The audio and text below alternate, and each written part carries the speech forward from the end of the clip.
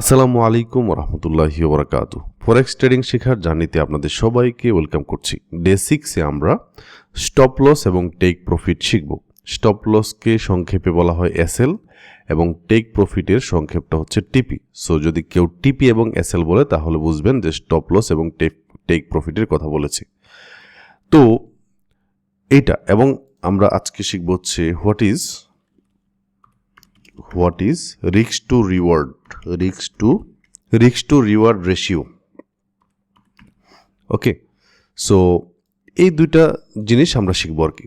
তো চলেন খুব ভালো করে একটু দেখি। এখান থেকে ধরেন ওরা বিটিসি মার্কেটে আছে, বিটিসির জন্য ধরেন আমরা হচ্ছে হাই কেনাসি যে ক্যান্ডেলে ক্লিক করলে এই যে এখানে হাই কেনাসি ক্যান্ডেল আছে। আমরা যদি ধরেন এই হাই কেনাসি দিয়ে বোঝাই যে এখানে ভালো করে বুঝতে পারবেন আর কি। তো এই টেক প্রফিটটা হচ্ছে যখন কেউ বাই করতে চায়, মানে এই সবুজ ক্যান্ডেলগুলা বাইয়ের, তাই না?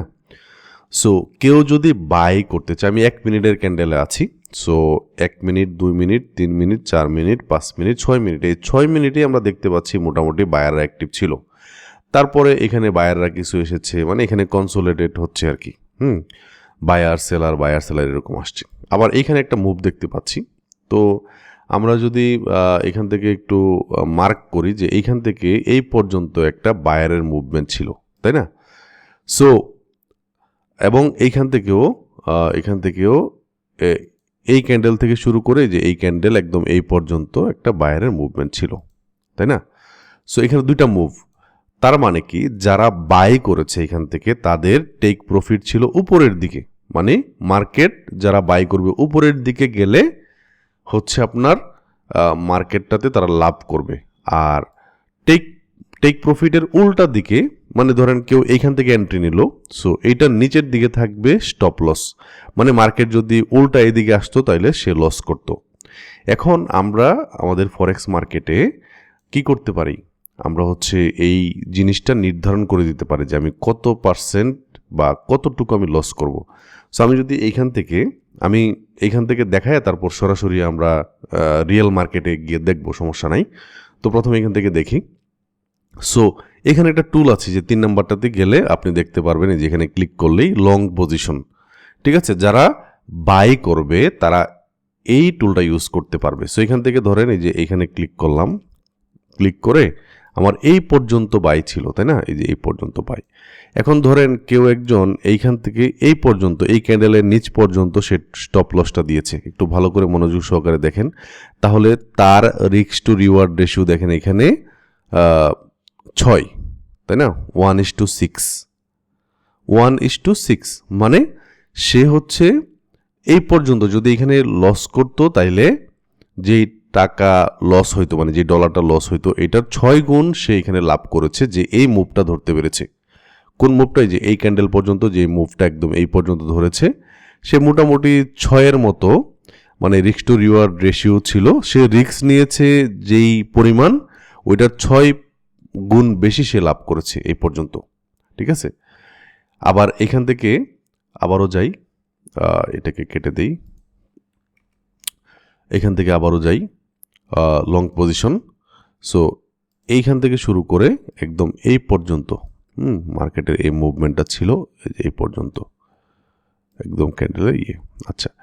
এবং কেউ যদি এই পরিমাণ ধরেন এসএল দিয়েছে, যে মার্কেট যদি এই পরিমাণও আসে তা আমি মানে যাতে আমার হয় আর কি, তাহলে দেখেন লস হয় আর কি। তাহলে দেখেন এইখানেও কিন্তু মানে রিস্ক টু রিওয়ার্ড, মানে সে রিস্ক নিয়েছে যে অ্যামাউন্ট, এটা 6%, মানে 6 গুণ বেশি সে লাভ করতে পেরেছে, যে এই মুভটা ধরতে পেরেছে। তাইলে এইখানে যে আরেকটা টুল আছে সেটা হচ্ছে আপনার শর্ট পজিশন। এখন তাইলে আমরা বুঝতে পারলাম যে যখন কেউ বাই করে সেই ক্ষেত্রে তার স্টপ লসটা, এই যে স্টপ লসটা নিচের দিকে থাকে এবং টেক প্রফিটটা উপরের দিকে থাকে। এবং মাঝখানে এইখানে যেই কালো বর্ডারটা দেখতে পাচ্ছেন স্টপ লস এবং কি বলে টেক প্রফিটের মাঝখানে, এটা হচ্ছে আপনার ব্রেক ইভেন, মানে কেউ যদি এই জায়গাতে বেরিয়ে যায় তাহলে তার লাভও হবে না, লসও হবে না। এইখান থেকে সে এই পয়েন্ট থেকে হচ্ছে এন্ট্রিটা নিয়েছিল। সো এন্ট্রি যেখান থেকে হয় এইখান থেকে মূলত উপরের দিকে গেলে লাভ হয়, নিচের দিকে আসলে লস হয়। তাইলে কেউ যদি বাই করে তার টেক প্রফিটটা থাকবে উপরের দিকে এবং লস হলে মানে এসএলটা থাকবে নিচের দিকে। ঠিক একইভাবে এই যে এইখানেও। আর শর্ট পজিশন মানে হচ্ছে ধরেন কেউ মনে করেন এইখান থেকে আমি শর্ট পজিশনটা নিই, ধরেন এইখান থেকে কেউ এন্ট্রিটা নিল, তাইলে তার টেক প্রফিট যেটা আছে ধরেন এই পর্যন্ত। সো এই মুভটা ধরেন সে ধরতে পেরেছে এই ক্যান্ডেল পর্যন্ত, হ্যাঁ। আচ্ছা এখান থেকে এই পর্যন্ত ধরেন এই পর্যন্ত, এবং তার এসএলটা ছিল ধরেন আরেকটু উপরে, ধরেন আরেকটু নিচে অথবা এই পর্যন্ত।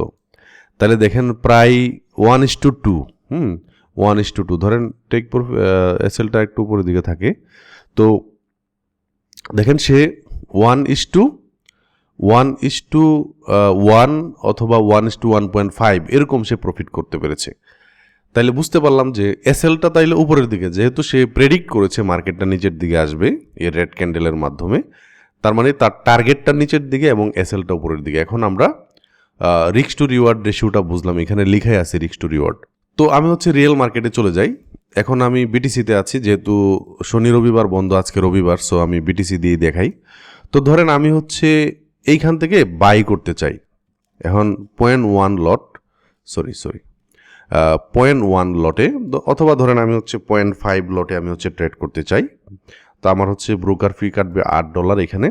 এবং আমি যদি ধরেন এইখান থেকে এই পর্যন্ত আমি মার্কেটটা এই পর্যন্ত রেখেছি, তো আমি হচ্ছে ধরেন এইখান থেকে যেহেতু বাই করব, এটা হচ্ছে লং পজিশন এবং এইখানে মার্কেটটা আছে, সো আমি ড্র করব এই পর্যন্ত এবং এসএলটার নিচে, দেখতেই পাচ্ছেন এসএলটার নিচে, তাই না, এসএলটার নিচে, এবং আমার ইয়েটা হচ্ছে টার্গেটটা হচ্ছে উপরে। তাইলে আমার টার্গেট দেখেন এখন কত, 1:2, হ্যাঁ, এখানে 1:2 আছে, তাই না। সো দেখেন আমি এই পর্যায়ে আছে, তাই না। তো এখন আমি ধরেন মার্কেট আরেকটু নিচের দিকে স্টপ লসটা এখান থেকে আরেকটু নিচের দিকে নিয়ে আসি, ধরেন এই পর্যন্ত নিয়ে আসি, এবং এইখান থেকে মার্কেট যেহেতু এইখানে আছে, আমার টার্গেটটা এই পর্যন্ত। দেখুন আমার রিস্ক টু রিওয়ার্ড রেশিও 1:2, এবং এইখান থেকে ধরেন কনফার্মে ক্লিক করলাম, ঠিক আছে। কনফার্মে ক্লিক করার পর দেখেন আমি কিন্তু দেখতে পাচ্ছি যে মার্কেটটা কোন দিকে যাচ্ছে। আমার এসএলটা কিন্তু ছিল এইখানে, যেখানে ক্লিক করলে আপনি দেখতে পারবেন যে এসএলটা ছিল এইখানে এবং প্রফিটটা হচ্ছে এইখানে, তাই না। সো মানে আমরা এই টুলের মাধ্যমে আমরা কি করতে পারি, যাচাই বাছাই করতে পারি যে মার্কেটটা কোন জায়গাতে আছে। আপনার বারবার এখানে দেখা লাগলো না আর কি যে আমার এসএলটা কোথায়। এখানে ক্লিক করলে এই যে এসএলটা দেখতে পারবেন এখানে, টেক প্রফিটটা এখানে। সো আপনি যদি এই টুলটা আইকা রাখেন, মানে এই লং পজিশনটা আপনি হচ্ছে করে রাখেন, তাইলে আপনি এখন দেখতে পারেন যে মার্কেটটা দেখেন এই পর্যন্ত হচ্ছে আমার ব্রেক ইভেন, এখানে আসলেও আমি বের হয়ে যেতে পারি, কোনো লাভও হবে না, লসও হবে না। কিন্তু উপরের দিকে গেলে মার্কেট যখন উপরের দিকে যাবে তখন আমি লাভ করব এখানে, ঠিক আছে। দেখেন আমার এই যে দেখেন আমার কিন্তু এসএলটা মানে আমি টেক প্রফিটটা আমার কি বলে টিপিটা হিট হয়েছে। দেখেন আমাকে কিন্তু মার্কেট $91 দিয়েছে, এটা যদিও ডেমো অ্যাকাউন্টে দেখাচ্ছি। সো আমার কিন্তু ওইটা হিট করার পরে আমাকে মার্কেট বের করে দিয়েছে, কারণ আমি কি করেছি, আমি হচ্ছে এইখানে আমার টিপিটা হিট মানে করেছিলাম, তাই না, এবং নিচের দিকে আমি এসএলটা দিয়েছিলাম, বোঝা গেল। সো ধরেন এখন যদি আমি সেল চিন্তা করি, তাইলে আমার এসএলটা থাকবে নিচের দিকে, উপরের দিকে, এবং টেক প্রফিটটা থাকে নিচের দিকে। সো ধরেন আমি এখানে কনফার্মে ক্লিক করলাম, দেখেন আমার কিন্তু রিস্ক টু রিওয়ার্ড রেশিও, আচ্ছা এটা একটু কেটে দিই। সো আমার এসএলটা হচ্ছে উপরে, তাই না, উপরে। দেখেন আমার কিন্তু এসএলটা হিট করলে আমাকে মার্কেট কিন্তু বের করে দিয়েছে, তার মানে আমার $73 লস, ঠিক আছে। আমি প্রেডিক্ট করেছিলাম মার্কেট নিচের দিকে আসবে, কিন্তু মার্কেট উপরের দিকে গিয়ে এরকম একটা অবস্থানে গিয়ে আমাকে মার্কেট বের করে দিয়েছে। আমার প্রফিটটা কিন্তু মানে কি বলে আমাকে কিন্তু লস করে দিয়েছে, বুঝতে পারলেন। তো এইভাবে কিন্তু আপনি টার্গেট প্রফিটটা ধরেন আমি হচ্ছে চাচ্ছি আবার বাই করতে, আমি কিন্তু চাইলে যে উপরের দিকে আমি যত ইচ্ছা আমি উপরের দিকে হচ্ছে আমি টেক প্রফিটটা দিয়ে রাখতে পারবো। কনফার্মে ক্লিক করলাম, দেখেন ঠিক আছে, দেখেন এই যে আমার এইখানে পর্যন্ত আসলে, এখন আমার যদি ধরেন মার্কেটে যে $58 আমি এসএল রাখছি, এইখানে আমার এসে হিট করলে কিন্তু আমাকে প্রায় $58 মতো লস হয়ে যাবে। দেখেন আমাকে কিন্তু লস করায় দিয়া মার্কেট কিন্তু উপরের দিকে চলে যাবে, বুঝছেন?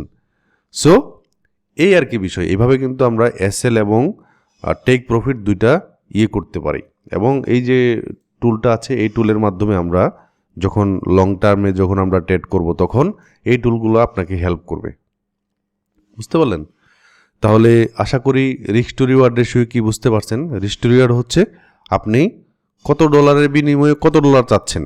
যত ডলার, ধরেন আমি $5 বিনিময়ে আমি $10 চাচ্ছি, তাইলে আমার রিস্ক টু রিওয়ার্ড হচ্ছে 1:2। আমার এসএলটা হচ্ছে $5 এবং টেক প্রফিটটা হচ্ছে $10। আমি যদি $15 লাভ করতে চাই $5 বিনিময়ে, তাহলে আমার রিস্ক টু রিওয়ার্ড হচ্ছে 1:3।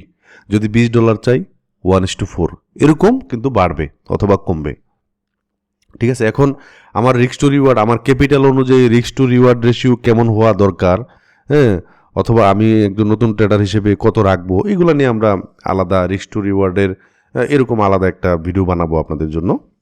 সো আমরা যখন আসলে রিয়েলি ট্রেড করব, তখন আমরা আরও অনেক কিছু জানবো, ঠিক আছে।